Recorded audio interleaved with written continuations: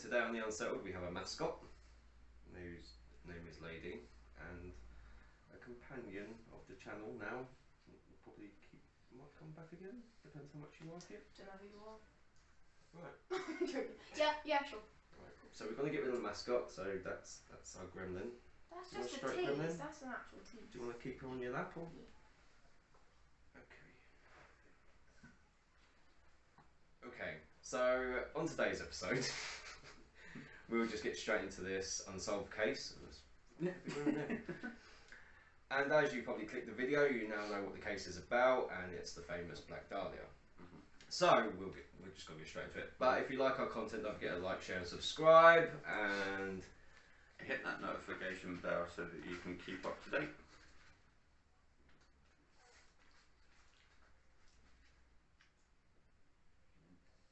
I fully agree. Right, if you like the dog, subscribe. If you like our content, like the video. And if you fancy me, subscribe.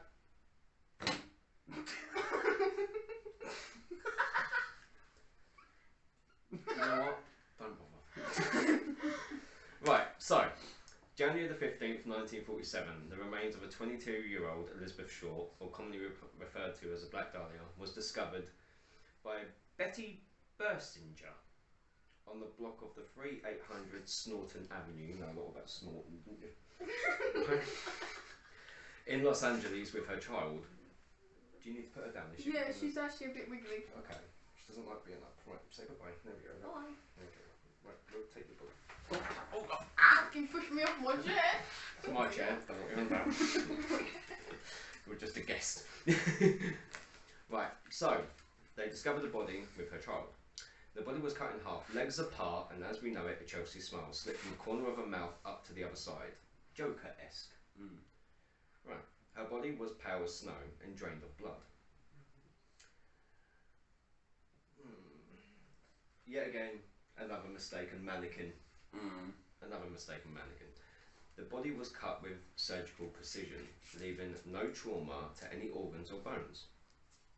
What is haunting about is that the fact that the face was cut from corner to her ears, leaving a permanent, everlasting smile. The good old Chelsea grin. Which now often... I'm just sitting here, I'm listening. With a Chelsea grin. It seems as though the killer wanted her to be happy with whatever he was doing to her. Put it that way. No blood on the ground, but there was a few bags lay scattered, but they weren't sure what these bags belonged to. Do you want to add anything to this before I continue? It's pretty much that they, after discovering the body, the Los Angeles Police Department began an extensive investigation that produced over 150 suspects. That's a lot of suspects. But no arrests. Okay. And after the body was discovered, an envelope was received by the examiner using cut-out letters from newspapers reading Los Angeles and other Los Angeles papers. Here is Dahlia's belongings. Letter to follow. As promised, the letter to follow contained Elizabeth's belongings, security card, birth certificate, photos, and an old address book with a few pages missing from the address book, which could possibly be gentlemen that could be the suspects that didn't want their names and numbers to be put into it. Seems a bit odd that you would take out some names and numbers from an address book, unless it was like ex-lovers or something. Yeah. You look like you're having a wonderful time. Yeah. Okay. Listening. Gasoline was used also to remove the fingerprints. Yeah. So it's a smart way to do it, really. Very smart way. Many notes were sent to the police after this and to the papers. One handwritten letter read, "Turning in Wednesday, January 29th, 10 AM. Had my fun with police. Black Dahlia Avenger." It seems like there was a lot of hoax. Yeah, there's a lot things of now coming into the case. Yeah. It seems a bit weird. Well, you would expect it from a high profile. Well, yeah. At the time, a high profile case, like people were like coming out of woodwork basically, and just playing around and Like worms. yeah. Worms. Oh, I know about them. If you want them in the next video. This will be my only appearance. I feel like fuck this. Before living in LA, Elizabeth spent time in San Diego with a man named Robert Manley, who drove her to LA and helped her check in at the Biltmore Hotel. Mm-hmm. Is that correct? Yeah. I'm just making sense of my notes. Many reports state that this was the last place Elizabeth was seen alive. Apparently, guests have seen Elizabeth as a ghost in this hotel, wearing a black dress and smiling. It adds a bit of a creep factor to it, Yeah. with a bit of a Chelsea grin. Although the case is unsolved, so many interesting theories remain, which we'll probably now dive into. You enjoying this so far? You sure? So let's dig deeper. Betty Bessinger and her daughter, who discovered her body, was on their way to the shoe repair store. Then found Elizabeth as she was cut and so forth, and earlyish in the morning. So looking at the body, she was posed this way, hands, arms above her head, her eyes open, body in half, that horrible smile, and naked with legs apart. She had been posed and positioned this way. Seems a very odd way for a position. Unless you wanted someone to admire that body, which I'll probably then get into in a minute. It seems possibly they were proud to have the body exposed to the world, as she was an upcoming actress. So it's sort of like placed in a way that it's revealing everything. So if you were to date this woman, you would possibly think, oh okay, only I've seen her body, whereas this killer saw the body and wanted to expose it a bit further. There is a word for it, but it's a sexual word in terms of exposing someone's body for others to look at but can't touch or have the way that that person had it. A bit like a voyeur, I guess. Yeah. That's just how it came across to me. It's sort of like some sort of expressionism. Yeah. Already, the sicko may have got off on the fact that the woman's dignity and so on was now on show, perhaps perverse. He may have got off to the fact she was naked, legs apart, everything all out for the world to see. This is what I came up with to begin with when I read this case. It seems like they were flaunting a trophy. I already feel when a woman bears all to her boyfriend or husband, whereas the killer obviously got close to Elizabeth, close enough to use her or see parts censored, now the world has seen what possibly many men and women wanted. So it's a perverse death, if this makes sense to you. It's like you can kill someone, throw them in a river, but this is opening legs and making it, you know, pretty much show the whole thing. Also, she'd been hit in the head and pieces of her flesh cut out. Sounds good, doesn't it? No. I'm loving her input. I'm loving her input. Also, the body had been cleaned, so whoever done this clearly had a good look over the body. Yet again, perverse way of murdering. Oh no, it's a very precise way as well. Yeah. For instance, like the body had been cut completely in half by a technique taught in the 1930s called, oh god, it's a big word. He's just left school, bless him. It's hemicorporectomy. Show me. Corporectomy. Yeah. Hemicorporectomy. Yeah. The lower half of her body had been removed by transecting the lumbar spine between the second and third lumbar vertebrae, thus severing the intestines and the other areas. It's making me hungry. Oh, I'm really hungry actually. Shut up, you're in a video for a reason. And very little bruising along the incision line, suggesting it had been performed after death. Interesting. So flyers were distributed for information on Elizabeth Shaw. They described Elizabeth as 5 foot, 118 pounds, black hair, green eyes, very attractive, bad lower teeth, fingernails chewed to the quicks. Autopsy said she had died of hemorrhage and shock. Yeah. So it wasn't necessarily, like you said, the cutting in It half and the wasn't, Chelsea no, green perhaps. It was definitely done. Interesting. Hopefully. Marks on her legs, wrists and neck and thighs suggest she was bound and tortured. Slits were made at the corners of the mouth while she was alive, so the killer wanted her to smile while he was doing his business. Sounds good, right? No. Alive? Not the whole grin, just the He corner. just started doing the corners to make her smile while he was doing it. Well, she was crying though, no? Yeah, because obviously he's looking at her crying, he's thinking, let's put a smile on that pretty little face of yours. Some might say, why so serious? She also had a concussion, brain swelling, all this while alive. Yet again, surgical skills not committed by someone out looking for murder victims. It was very precise. The murder made page 1 headlines for a whole month. Seems the murderer was pleased.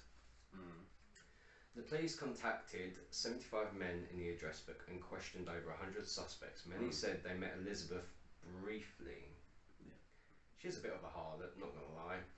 And I say this with open fingers. Yes. She probably got to where she was judging by her taste in men. And she, like I said, she comes across as a man-eater.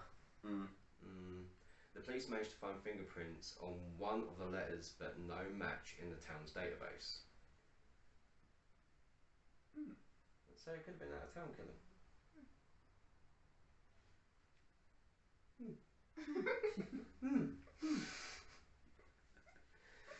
Right, so let's look into our suspects, or 3 that stood out to me. Okay. Right? Yep. As we've now gone straight into the whole body and everything else.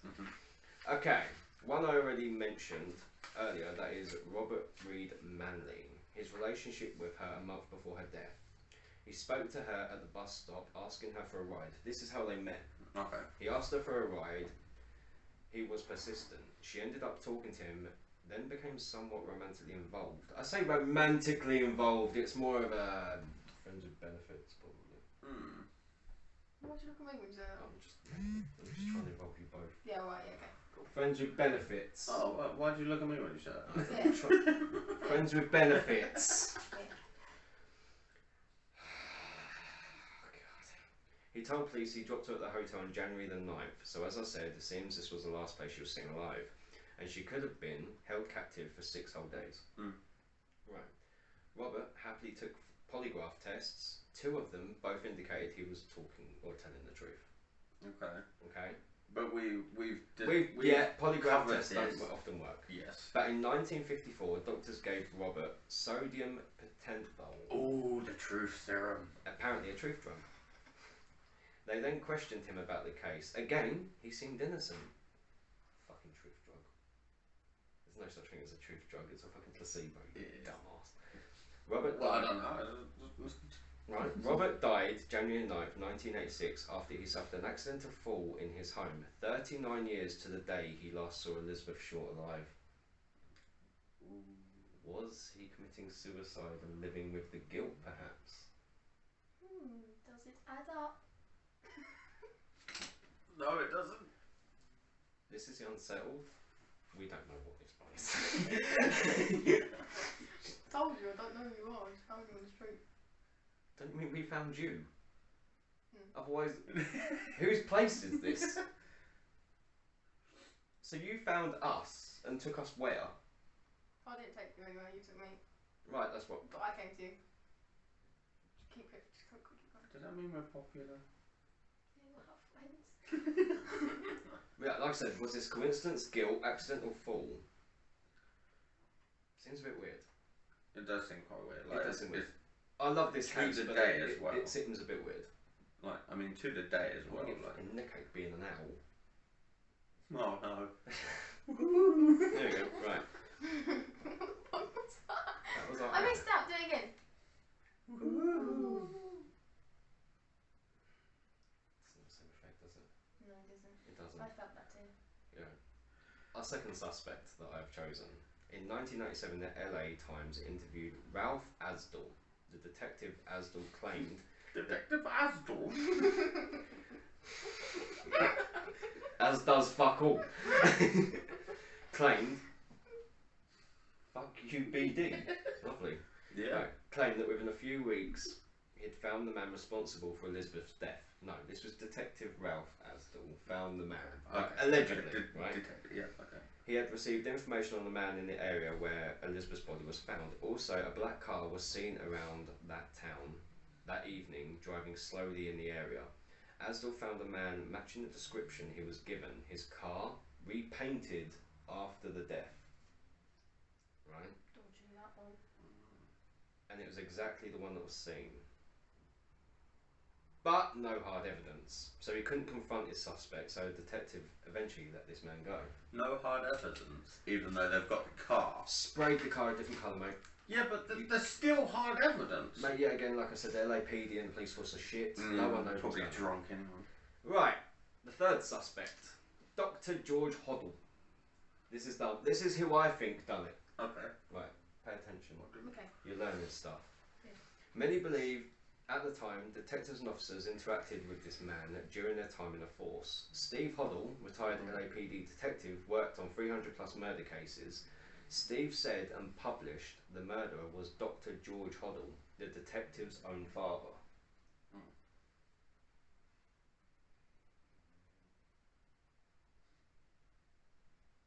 So this detective believes that his own father killed the Black Dahlia.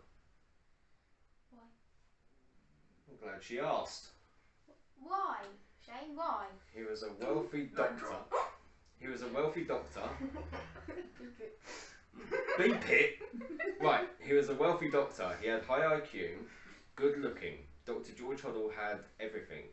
He had vast knowledge of everyone and newspapers, as well as sexual lives from sex workers and the elite Hollywood stars. So he had a lot of information about everyone. Yeah. When George Hoddle died, his son found 2 photos of Elizabeth Short in a certain way. Yup. A certain position. She was alive, but she was in a certain position. He investigated and soon figured out his own father had a sexual relationship with Elizabeth. They were spotted together in hotels. Bit of a mystery? Right. George Hoddle had medical training to do the cutting and so on with Elizabeth's body. So Steve, George's son, said his father is also guilty of Janine French, her body found 3 weeks after Elizabeth.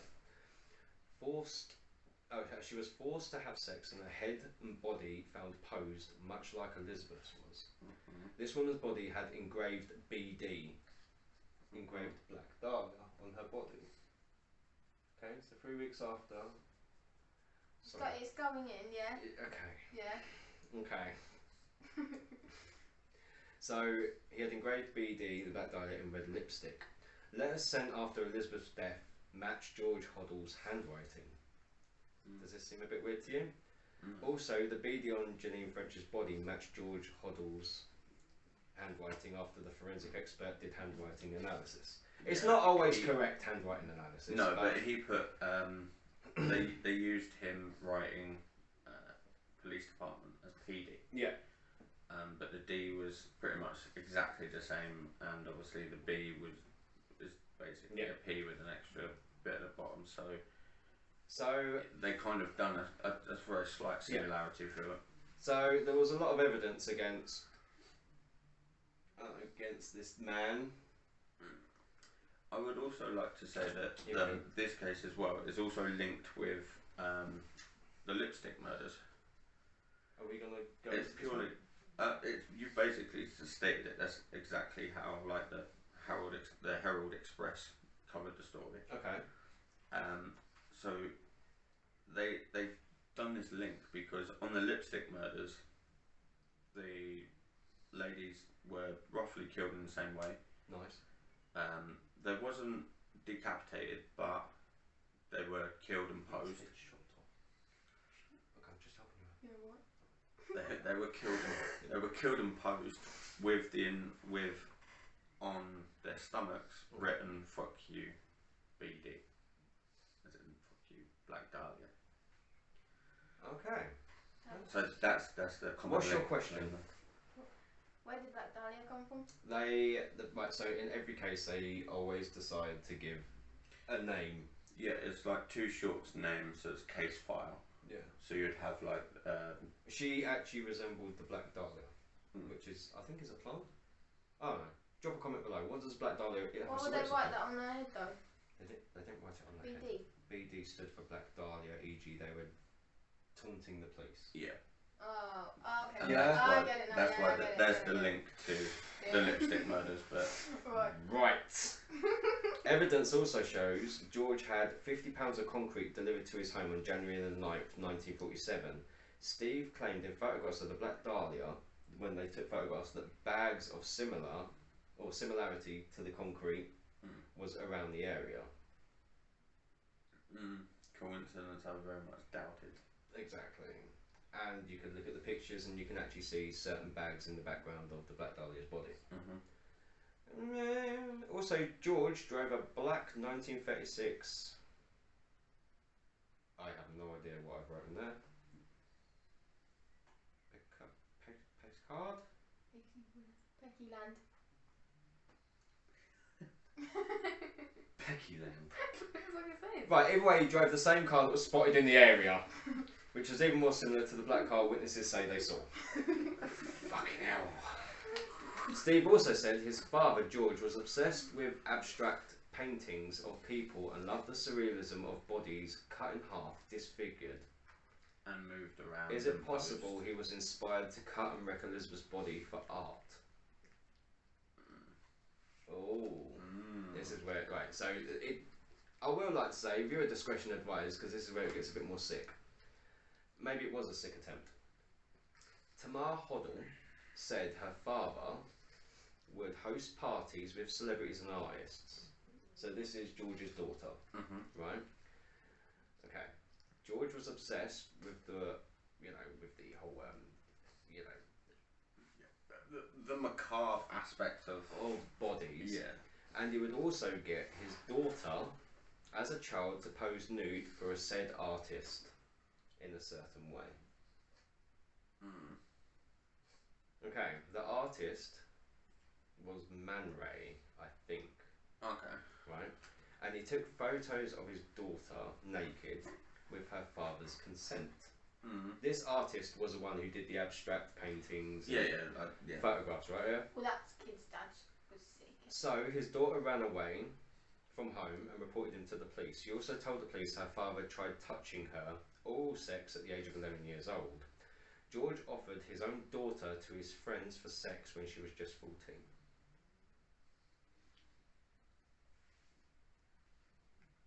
Let me know if you want me to continue. And yes, you guessed it, George Hoddle had sex with her and other things. He had sex with his own daughter. Other things. You can imagine what he did to his own daughter. Yeah. What? Yeah? Yeah. I'm not going to go into it, but he sexually... He may have laid down with man or beast. Right. So, let alone is George's own daughter being asked to pose nude and lay in promiscuous positions, he also had sex with her and got his friends to have sex with her. No wonder the fucking son wants revenge on him, to be honest. Yeah, see? Yeah. Right. Fucking hell. I think he gets Dad of the Year. Now, do you remember what I said at the beginning of this when I said about the information of Elizabeth's killer must be perverse? Does this now make sense? It makes sense. Yeah. Okay. Right. It's perverse how she was exposed and posed. This Dad of the Year now fits my initial thought, and weirdly enough, I only wrote 3 suspects out after I said about her body and positioning to catch a sex sicko. You gotta be one. I'm not a sex sicko. Well, I should hope not. He just likes the stories. George's daughter. I just like the pictures. I don't read. George's daughter gave birth when she was 15 to a baby girl. Now, Tamar, George's daughter, said she was forced to have sex with her dad at 14. Is it possible that George's daughter, Tamar, gave birth to her dad's own child? Or did it come out deformed? Well, we don't know. Well, I hope you're enjoying season 2. I'm here to make this fucked up beyond belief. 1950. George moved to the Philippines. Then in 1967, another woman found, artfully posed in the same place. Steve, his son, says his father lived half a mile from the crime scene of the Black Dahlia. Okay? Also, Steve visited his childhood home with a TV production crew, officers, and sniffer dogs, and they found positive human DNA in the soil, that of decomposing bodies. So George's dad had, well, no, yeah, You don't know how many he's done. yeah, we don't know how many people he'd killed in the soil and buried them and cut them in half. Let alone that, it could be all his offspring that he did with his daughter. You don't know. You just don't know. George Hoddle was actually a major suspect to the police. They rigged his home with recording devices in the 1950s and recorded him for 40 days. In one of the transcripts, writing from the voice recording, it states, "Supposedly I did kill Elizabeth Shaw, e.g. the Black Dahlia. They can't prove anything now. They can't talk to my secretary. She's already dead." So Did he kill her as well?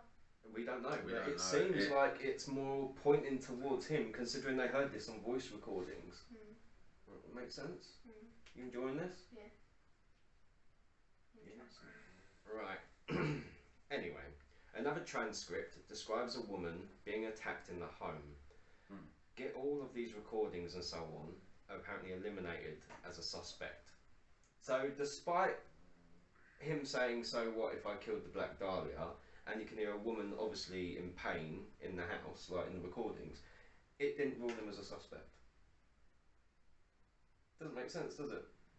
But Unless he had, obviously he knew people in high places. George Hoddle knew celebrities, knew inner circles, worked with a lot of police officers and so on. So it seems a bit weird. Steve Hoddle, his son, said he had connections. He knew corruption, he knew officers, and he had knowledge over them. 20th century, many officers notoriously corrupt. So a lot of dodgy cops back then. Yeah. Okay. It's a huge cover-up, I believe.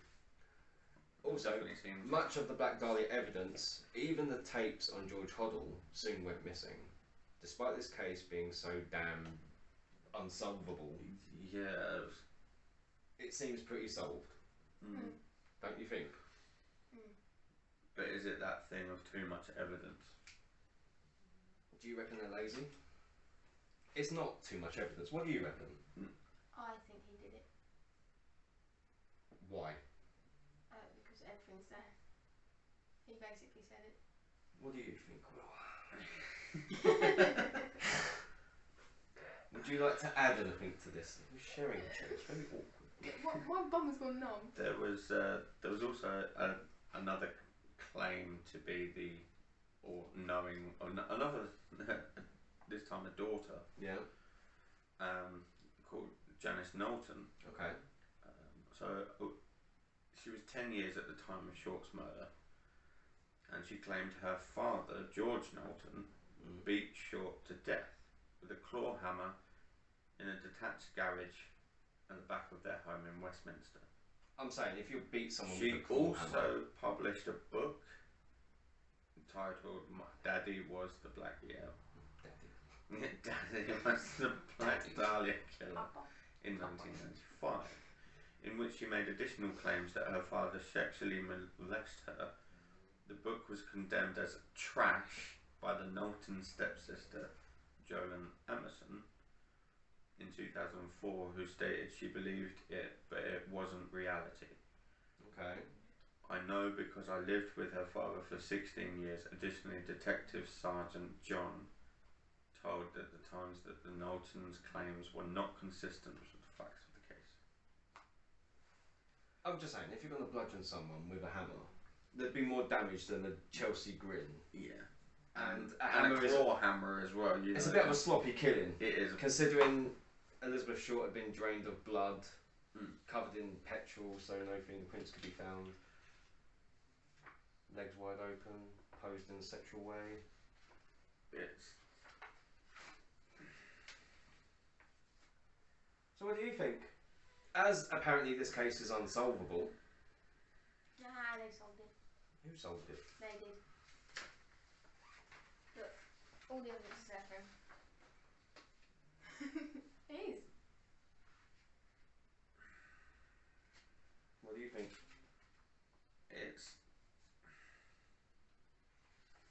It does seem open and closed with Much like your love law. Well, no, that's permanently closed at this point in time. Get a key, unlock it. Someone love him. Oh, can we be a wingman? Every episode.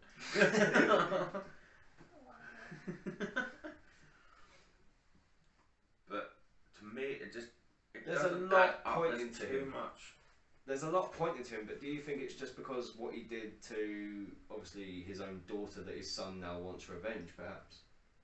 Yeah, and obviously they. Maybe it was the son and he's blaming his The father. son wasn't old enough.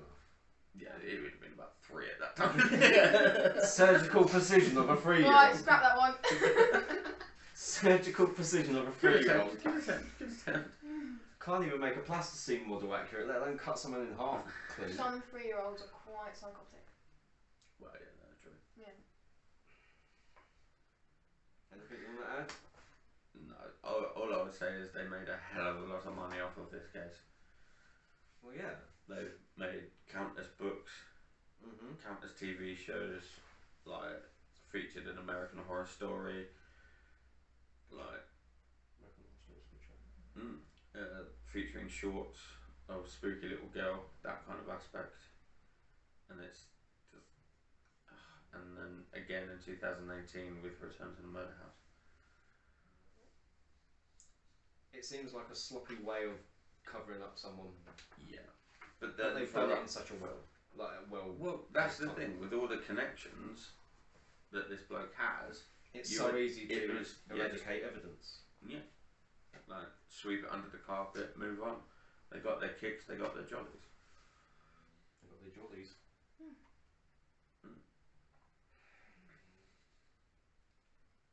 But no, like they did wiretap his house, which back then you couldn't do without getting a certain grant, and to get the certain grant, you'd have to go through the Do you think he judicial knew? system. Do you think he knew it was tapped?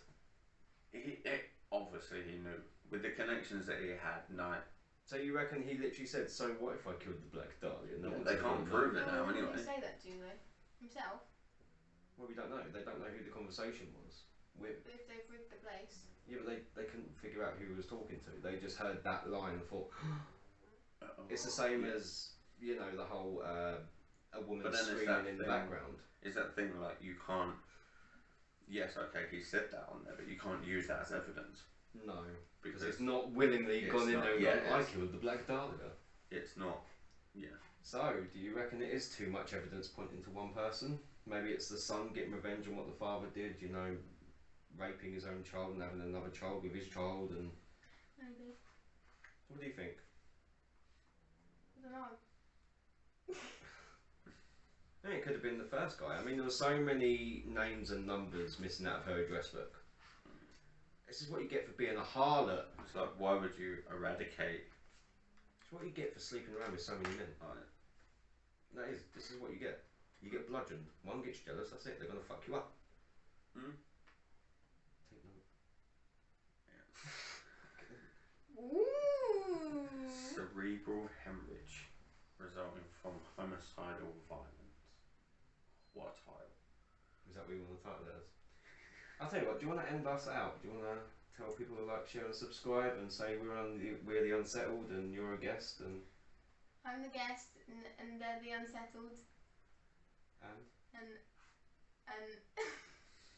Can't do it. Like, share, subscribe. Like, share and subscribe.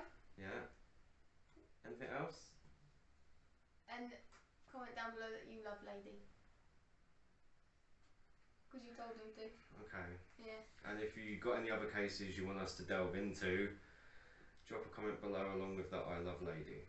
Guys, you've now made her our official mascot. The Pug Shih Tzu Cross. And on that note, we'll see you next time.